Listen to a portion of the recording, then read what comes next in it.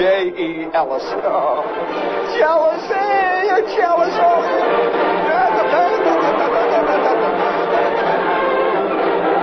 You're just bugged because you're not doing it. Bring it up there, Skipper.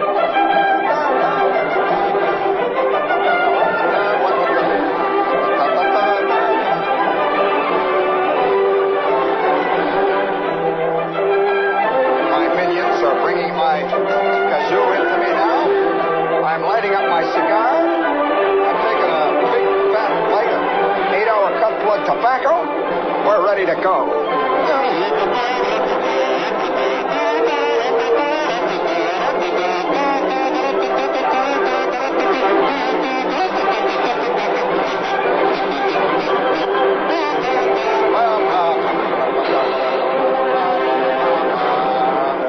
That's the trouble with all of us. We're just jealous. We're not only jealous, but we have a deep streak of competition that runs through us. It's as if it's a fantastic race, a big galloping foot race, and that track stretches out in front of you endlessly. And beside you, the countless millions of your fellow citizens of the world. We're all running towards the finish line. The flags are flying. Oh, I'm going to make it. After you go, and let me cry. After you go, there's no denying. You'll feel blue. Oh, you're going to feel sad, baby. You're going to miss the greatest man you ever had. There'll come a time, and don't forget it. Oh, there's going to come a time, baby, you're going to regret it. Someday when you are lonely, your heart's going to break. It's going to bust like mine, and you're going to want me only, baby. After you've gone, it's going to be too late. You split and shut the door after you've gone away. All together, gang. Oh, I'm going to weep and cry. After you've gone and left me crying. After you've gone, boom, boom, boom, boom, there ain't no denying. You'll feel blue. You're gonna feel sad.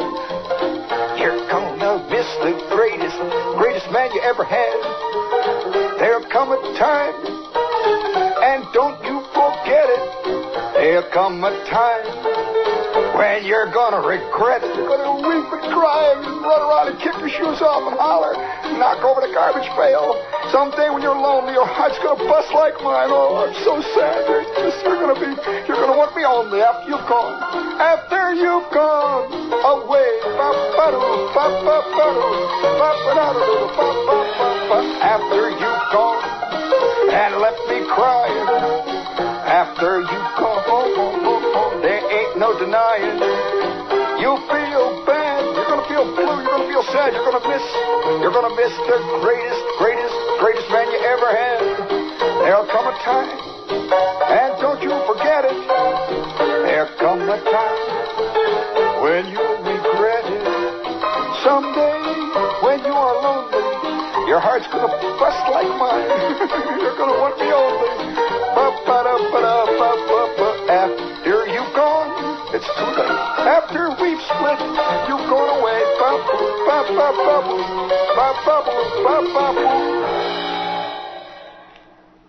Well,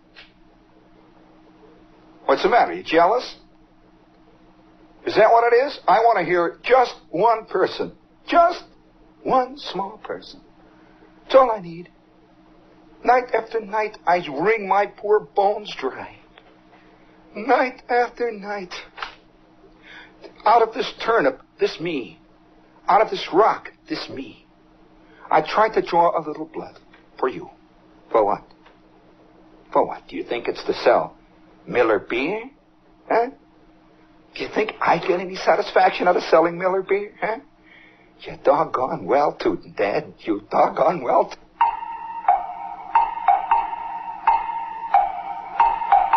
Miller High Life in pop and pour cans. Distinctive Miller High Life in pop and pour cans. Just pop and pour Miller High Life, the champagne of bottled beer. No opener needed. And inside every can, enjoy the hearty yet light goodness of Miller High Life. Brewed from a century-old recipe, only in Milwaukee. Miller High Life always gives you that perfect taste in beer every time. Always a bright, clear taste. Unequaled, unquestioned, unchanging. Now you can enjoy refreshing Miller High Life in pop and pour cans. Pop and pour Miller High Life. Always sparkling, flavorful, distinctive. Now in pop and pour cans. That's all I need. Just one little word of encouragement. A small word. All I want is just to hear one voice crying out of the wilderness, "Hooray, Shepherd! Hooray, you're fantastic! Hooray, Shepherd! There ain't nobody in the world like you! Hooray, Shepherd, for president of the world!" That's all I want. Just one little word here and there of encouragement. That's all we only want, all of us. Just a little cheering, just a little solace from time to time. Just a little indication, just the smallest clue that somebody cares. That somebody cares. I sang my heart out for you there just about 5 minutes. I almost blew a gasket for you, for all of you out there in the island, for you slobs out in Staten Island, for that nothing bunch up in the Bronx. And what do I get from you? You turn away.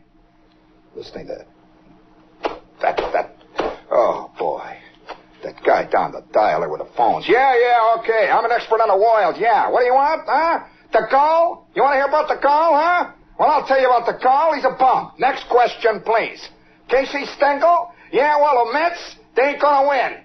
Stengel? Yeah, Stengel? Yeah, he's a bum. Yeah, next question, please. Yeah. Turning away. Rejected by my own compatriots. And not a sound. Do I hear anybody say? Even the engineers here. They turn away. One of them curled his lips sarcastically when I came in and said, "Where's the crowd?" That's right, where's the crowd? Where is that maddening crowd? Well, it's a tough, hard game. And I guess about all a man can do is scrabble and dig down in this deep, hard, flinty soil of existence. Try to pull out a few little turnips to make a buck here and maybe eke out a quarter, maybe a sou, maybe a shekel there, a little buck here and a little buck there. Feel like going to town? Fly Pan Am to London town. Rent a room for just a few dollars a day. Pick up some theater tickets for $1 apiece. Have fish and chips for 50 cents. Tour the town for the price of a bus ticket. Buy a custom-made suit for less than half the New York price. Have dinner in Soho for $2. See the Turners at the Tate for free. Ride the Underground for next to nothing. Play darts in a pub just for the fun of it. And take a stroll along the Thames. It's only hours away.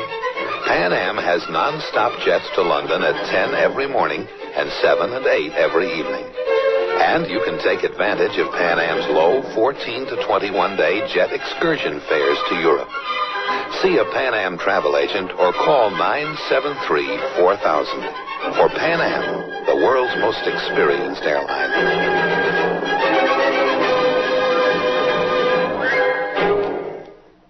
Oh, wasn't that exciting? Hello there. Hello. Oh, you want to encourage me? Let's hear it. All right, now wait a minute. Hold it, and I'll tell you what. Get some heart into it. Get your guts into it. Let it roll. All right, let's hear it. Shepherd. Yes, once more. Brooklyn for the world. What do you mean, Brooklyn for the world? We're not here to praise Brooklyn. We're here to bury Brooklyn. Here to bury Brooklyn. We're here to bury Brooklyn. I want to hear a Shepherd cheer, Dad. Shay Shepherd, the village. Shay Shepherd, the village. We got a klutz on the phone. Holy smoke. See what I get? I get a member of the Rotary Club. I get him. He said, "Yay, Shepherd, the village. Hooray." Oh, the village. Holy smoke. See what I mean? I'll tell you, I have a feeling that we're all going to be buried by knaves and fools before this is out. As a matter of fact, who was it? Was it Marcel Proust or was it Dorothy Kilgallen? Who was it? The style is very similar. It was either Marcel Proust or Dorothy Kilgallen who said, "I shall be undone by knaves and fools." Was that Marcel Proust or was that Dorothy Kilgallen? The styles are very similar, huh? No, you're right. It was Earl Wilson. You're right. Holy smokes. Undone by knaves and fools. Well, all of my life, huh? Yeah, that's right. I saw this cartoon. You see this great cartoon in the New Yorker? It shows this king sitting there. It looked like Henry VIII. And he's sitting there all spread out on his throne, you know, and his big beard hanging there, and he's got his crown pulled down over one side of his head. And the queen is saying to him, "You really think you're it?" All right, come on now. Let's cut the phone bit in there. Now, we're losing the show. Tell her to come on. No more phone. Stop calling in here. We got to get back to work here. Oh, you get one call from Brooklyn, the whole show goes out the window. No. You just hold it there. You really think you're it. Well, I'll tell you this.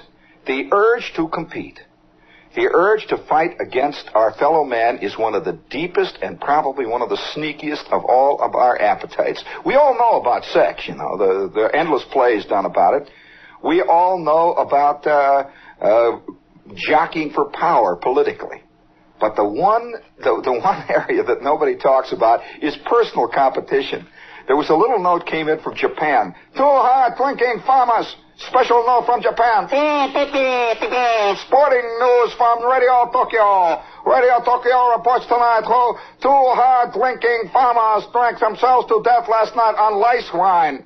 Hirobono Nakomo and Matsuo Tanamura were boasting about their drinking prowess when they decided to hold a drinking bout in a restaurant here in Tokyo. The youth won, drinking more than a quart of sake in 4 minutes, 1 minute faster than world record, and 1 minute faster than Nakono. Tamuro, however, died while being taken to hospital in taxi. Nakomo died 10 minutes after he was taken home. However, we salute them tonight in the name of Japanese sportsmen. They gave their all. Radio Tokyo brings you sport news on the hour every hour, immediately following lock and roll. Speaking of lock and roll, this is WOR AM and FM New York. We'll be back immediately following John B. Gambling. What's going on in there? All kinds of excitement in there. Gee whiz. I can't get my audience in the control room back with me. Will you please tell that lady down there that I don't need any more encouragement? One more bit of encouragement and I'm done, I'm telling you. You know, speaking of encouragement, and on this Friday night, this is, let's face it, Friday night is a drinking night. I come from a section of the country. I come from northern Indiana, the steel mill district, Skip, right on the south side of Chicago. In fact, the town that I live in, or lived in when I was a kid, hung to the underbelly of Chicago like a rotten barnacle hangs to the bottom of a rusty scow. That was the kind of town it was. You got the picture? It's hanging there right on the bottom. And every Friday night, the steel workers would come rushing out of the steel mill with blood in their eye and with sandpaper on their tongues, with a thirst you couldn't believe. And I'm just a kid, and I see this all around me. You could see them coming in great streams out of Inland Steel, and out of Republic Steel, out of Carnegie, Illinois Steel, out of Ryerson Steel, a great river of lemmings, and all of them with their mouths hanging open, go, and boom, in they go into the taverns, and for about 2 hours there would be silence in the town. I'd say from about 5 o'clock until about 7. And then the fist fights would break out. You could hear the solid, heavy sledgehammer blows of the men who worked in the open hearth. And you could see the neat footwork of the blast furnace guys. That was a lighter crew. And then you saw the beautiful darting and edging and moving in of the tin mill workers. Every type of worker had his own style because they came from a different background. And I'll never forget. Do you want to hear a story of drinking? And I'm not advocating drinking. I'm not describing drinking. I'm just going to tell you something. Hardly anything really of much of American basic life is recorded in short stories, songs, one thing and another. That is the kind of life that is contemporarily led by just the ordinary klutz walking around. Well, I'm about 16 years old. I should save this story for the limelight. Really, because, boy, would it whet the thirst of everybody down there. By the way, speaking of the limelight, tomorrow night, immediately following the Knicks football game, is that football they play? What is it they play? Hockey? Badminton. Immediately following the Knicks badminton game here on WOR, we will come on the air. And we will be live down at the Limelight. Now, I don't know how people got the idea or where they picked up the idea somewhere along the line that is not a live show. I don't know who they think all those people are that are laughing and hollering and knocking over the glasses and getting into fights. I was with a man today who is the general manager of a big outfit here in town, and we got talking away, and finally I said to him, casual, why don't you come down to the Limelight, be my guest down there some Saturday night. His mouth sort of hung open. He said, well, you mean come up to the studio? And I said, no, come down to the Limelight some Saturday night. Come on down and be my guest. We'll have a lot of fun. Afterwards, we'll have a drink and holler and yell around. And he said, come to the Limelight? You mean that's a live show? I said, well, where do you think we do that? Do you think we invent that in our head? I said, gee, I don't know. You mean to do it from a place? What do you do? You sit at a table with an earphone or something on your head? I said, no. This is up on a stage with the lights, and everybody yells and hollers, and there's 1,000 people down there. They come down, it's live. He said, well, isn't it taped? Don't you tape it sometime like Wednesday morning or something? Where do people get these nutty ideas? We are so used to phony things in our world.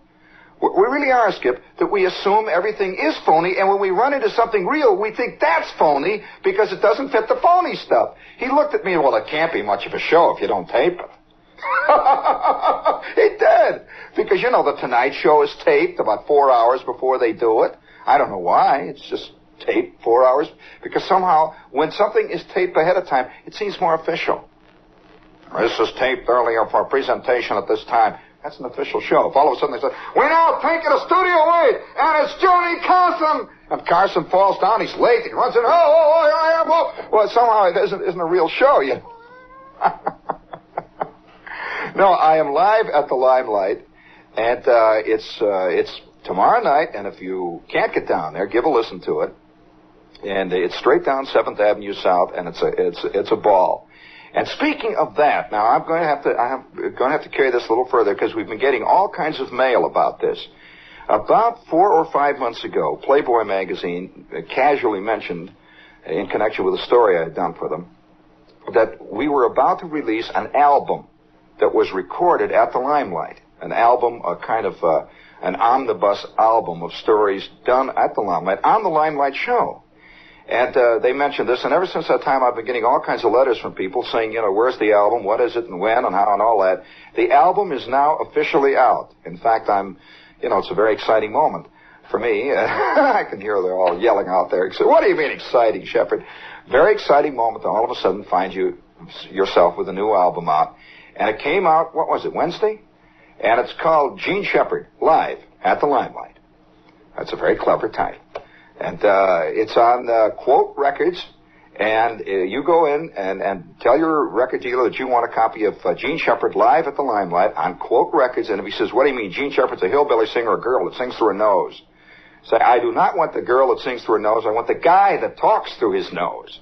He's down at the Limelight in the Village, okay? Speaking of contests, and there's the peculiar thing about Friday night drinking. Now, I come from a non-drinking family. Now, that doesn't say they're against drinking. They just don't drink. My father's idea of a big night was to have a beer and a half.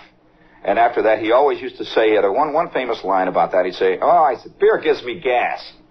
Well, that's a good old American phrase. And he was about a beer and a half, man. And on a really wild night, my father would have, with Uncle Carl and Uncle Fred and Uncle Al, they would have what they call a shot. And that was always accompanied by snickerings and snigglings and get the kids out of the room and all that stuff, And they would have what they call a shot. And, of course, that was it. They always had one little bottle and they'd pour a little thing into the shot and then that was it. And then they all said, oh boy, and they love to make a big thing over drinking. Have you noticed now today when a guy drinks a martini, Skip, now this is pure alcohol, after all it's pure gin. When a guy drinks a martini, he just sips it, he drinks it down. He makes no more face about it than if he was drinking tea or if he was drinking yoo-hoo or something like that. But my father was at the school of drinker, and in fact the whole family came from that school, where drinking was considered a very sneaky and sort of a wild thing to do. So when they would take a little drink, see, they'd take this little glass and they'd go, ah, woo, woo, woo, woo, woo, woo. And all their drinking, is about 45 proof. And you've seen guys do that. Make a big thing. Then they take a little another sip and they go, boy. Oh, boy. Boy, that'll put hair on your tongue. Wow. Woo, wowie. And they'd sit there and sip this one little drink all evening and play pinochle or something, and that was called the shot. Well, this is my idea of what drinking is about, except Bruner, of course, next door. We didn't quite know what Bruner drank. No one knew, but all we knew was that Bruner would come home on one foot and one knee. He was the only guy I know who could walk on one knee and one foot at the same time and alternate every couple of blocks. He'd change knees, that kind of thing. And he was the neighborhood drunk, but no one ever really saw him drink, He didn't sit on the back porch and just knock it down and yell and holler. So drinking was a kind of thing that was a peripheral activity in my family. I don't think I ever saw my father any more than drunk. No, one shot and he would get a little wild and would start telling dirty stories, that kind of stuff. Get the kids out of the room. One time, Al, there was this traveling salesman, see, and he's going through Griffith, Indiana. And, of course, he's had a flat tire on his car. And Uncle Al is sitting there, and Uncle Carl, all of them with their mouths hanging open, waiting to hear the dirty story. He's going through Griffith, Indiana, see. He's got a flat tire. Well, he gets out of the car, and he goes up. There's only one place around, a farmhouse. He goes up and knocks on the door and says, Farmer, can I stay here overnight? I have to get my car fixed in the morning. The farmer says, well, it's okay, except we've only got one bedroom. Well, I'll tell you. You know the story. Or at least 45 million variations of it. Well, that's what would happen after my father had one shot. Me and my kid brother are in the next room with our ears up to the hot air register, trying to hear the rest of the story, and feeling very guilty about the whole scene. Well, finally, here it is. Now you got the picture. It is now, years have passed. Do you have any passage of time music in there? Skip anything. Just passage of time music, I think I'll do it. That's very good. Very good. After you've gone. That's nostalgic passing of time music. After you've gone, oh, there's no denying. Now I have grown to ebullient yeasthood. I am now 16 years old. I'm eating tasty yeast to keep my complexion in line. Listen, there's nothing more male-like. There's nothing more completely male than to lie quietly in bed at night at 3 o'clock in the morning and listen to the sound of your pimples busting. At 2 or 3 o'clock in the morning. Now, don't come and tell me that that's in bad taste. I'm talking about life. Is it? I'm sorry. That's just the way life is. And there's nothing more inspiring than to see a 16-year-old going into the bathroom, saying he's standing in front of the mirror. He's got about 10 minutes before he catches the school bus, and all of a sudden he is aware that a whole new crop has grown out, you see. And,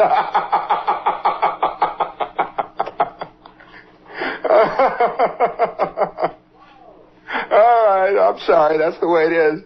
And they don't show these commercials. Wouldn't that be a great commercial?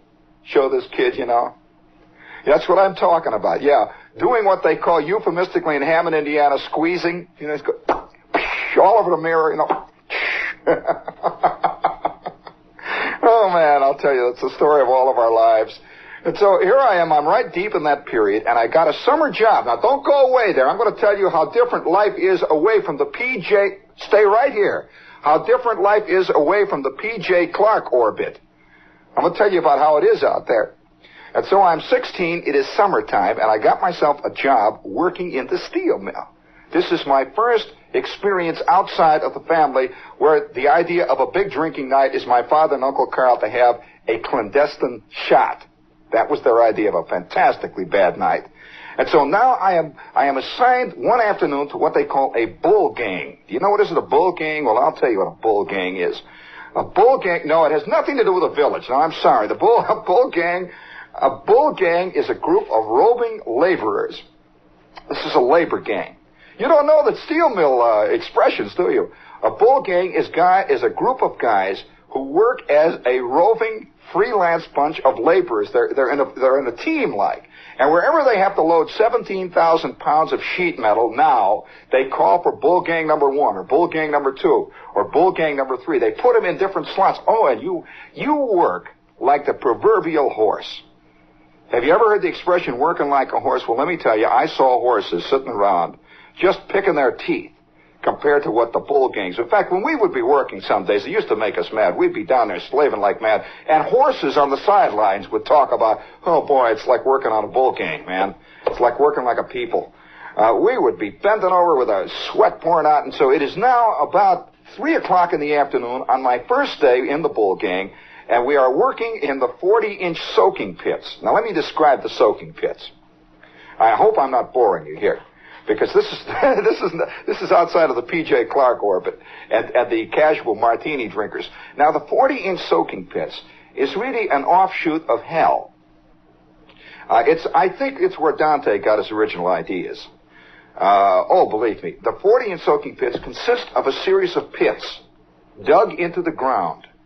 Now, these pits are about, I'd say, picture this in your mind, Skip, I'd say they're about 25 feet deep. Oh, they're deep pits. They're about 2 stories deep. I would say they're on an average of maybe 65 or 70, maybe even 100 feet long, and they're about maybe 60 or 40 feet wide. They're like a big, long, deep swimming pool. Now, they're lined with a special ceramic material, a kind of like a lining that's inside of a stove. It's a heavy ceramic block, heat-treated block. And these soaking pits are heated from inside. They're heated from underneath and inside by a series of electrical coils and gas jets. It's like an open barbecue pit. You got the scene? Now, they bring ingots or pigs. Now, a pig is a large chunk of iron. It's been drained off. It's not yet been made into steel. It's been drained off the big ladles, the open hearth ladles, and it's now the real stuff. It's iron, and it's a pig. It's an ingot. You know what is an ingot? The ingot is about maybe 8 or 9 feet long. It's about 4 feet square deep, and it's white hot. It is white hot. Now, they lower these white hot pigs off of flatbeds. They call them pig cars, logically. They lower them off of the pig car down into the soaking pit. And the soaking pit allows the pig, which is white hot, to cool slowly. Now, you'd think, well, how can it cool in a heated oven? Well, the oven is much cooler than the white hot pig. So if you have something that's 300 degrees, the oven, and you're lowering something that's 2,000 degrees into it, naturally that seems cold to it. And so this iron slowly begins to cool off. Now, the reason they let it cool off slowly is so that it doesn't form internal cracks and all kinds of things which come from cooling off metal too fast. So now, you got the scene? We are now working in the 40-inch soaking pits, which is, you can't believe it. The heat is incredible. Dirt, heat, crud. And that smoke is rising constantly. And they lower these things down on a platform that's covered with oil. And the oil burns as it's lowered down.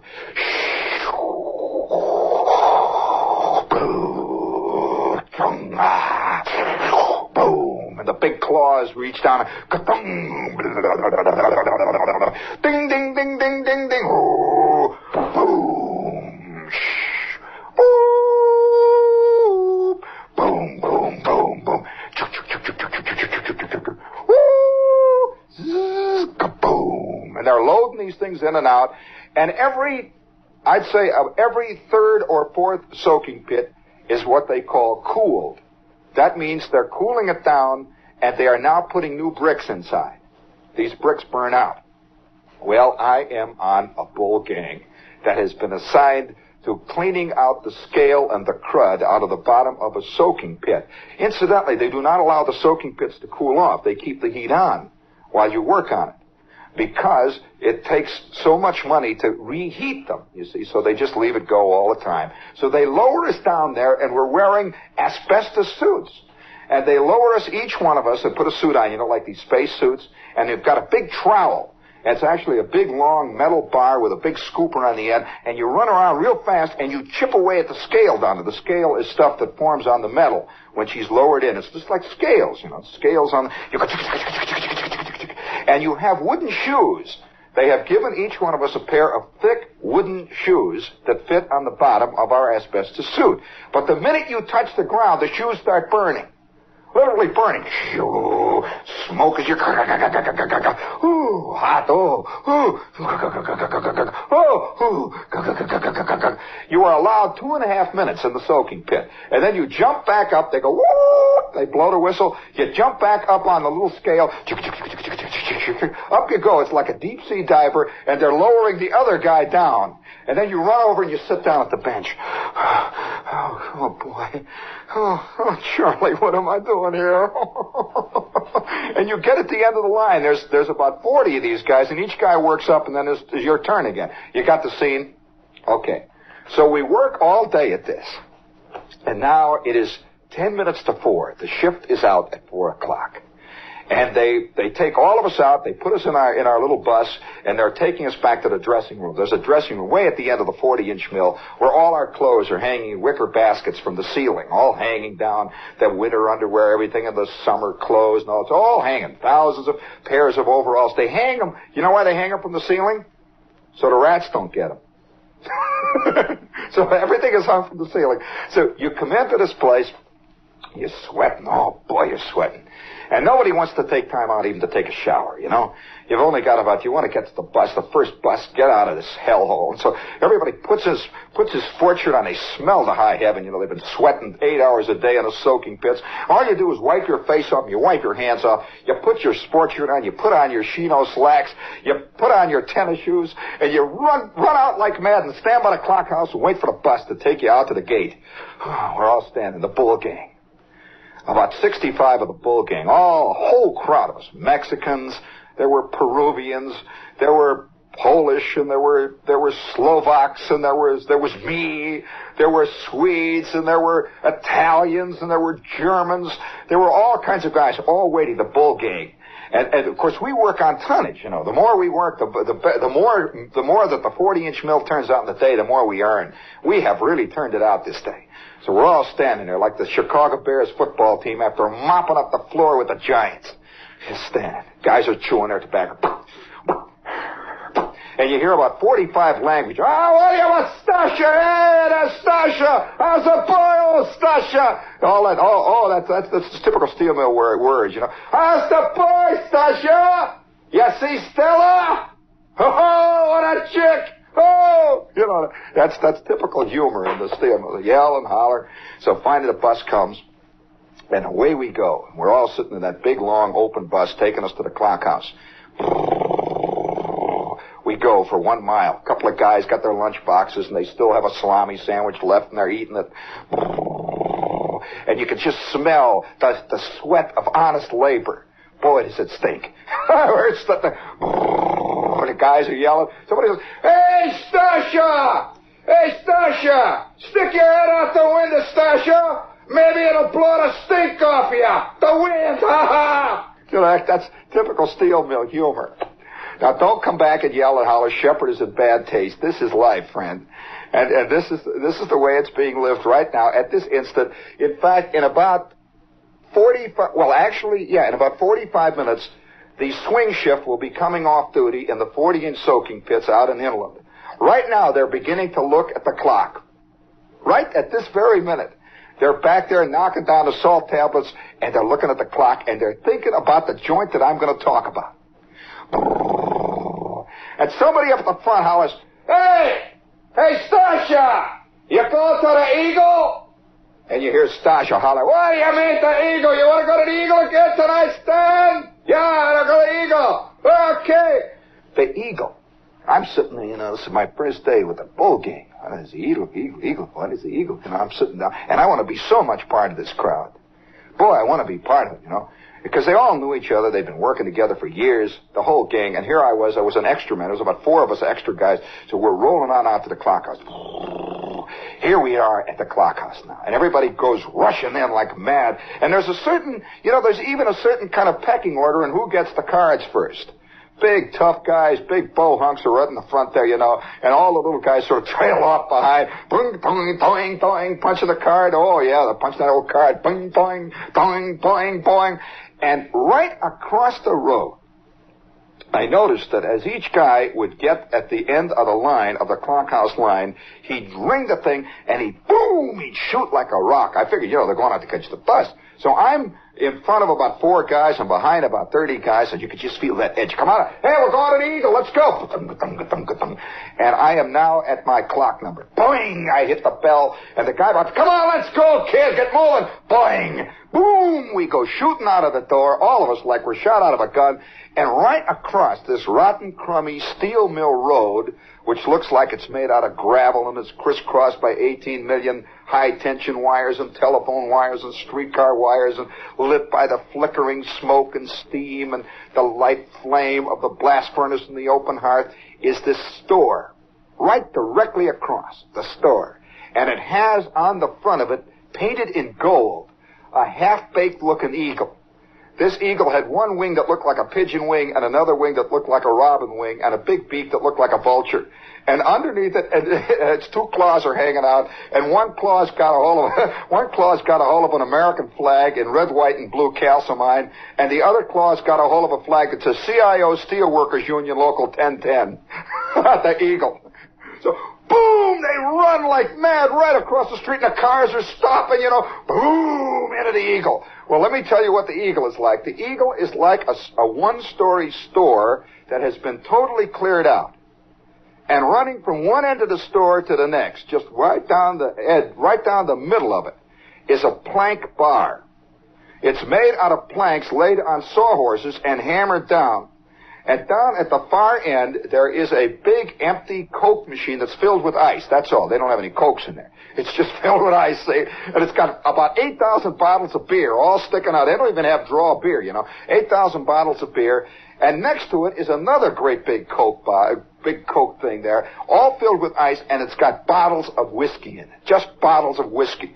It doesn't even have a label on it. Just big bottles of whiskey.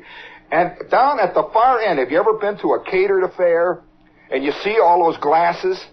Well, at the far end, they have all knowing that the 4 to 12 shift, knowing that the 8 to 12, knowing that the 8 to 4, whatever shift it is, knowing that the shift is now making a change, they have filled up about 14,000 shot glasses with giant triple shots of this nameless poison. And they're all lined up down there, it's like a party.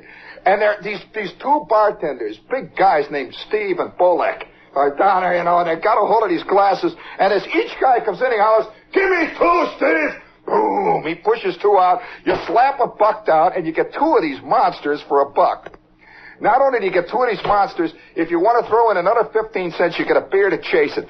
Give me a beer! Give me 2 of the chaser! And boom, they go in. Well, they grab these bottles. Each guy in front of me grabs a glass of this stuff. He goes, he grabs the next one, and then he takes the bottle of beer and goes, holy smokes. He is now unwinding, Hey, Stasha! Hey, Patska! Hey, Patsy! Hey, oh! And they start yelling and hollering. They're beginning to unwind. And without even thinking twice, they slap the next buck down, and they get 2 more of these babies. Well, here I am with this guy from the bull gang. He says, "Come on, kid, I'm buying." Boom, down goes his buck. And the next thing I know, I have got a glass about the size of my little Orphan Annie Ovaltine shake-up mug. I have got this glass, and it is steaming. There are little snakes crawling around in it. I can see little claws sticking out over the edge, and once in a while something with a forked tongue sticks his head out and goes, like that. And the guy who's with me, Alex, he goes, "Come on, kid, drink up. Let's get going here." And he takes his and he goes, "Ooh, give me another one. Come on, Stan, let's go." And I take mine. Well, I'm one of the bull workers now. I've got my corduroy jacket on. I've got the whole scene. I'm one of the bulwarkers. I got a great big thing that says Open Heart Labor on me, you know, the button. So I take the glass and I go, whoop!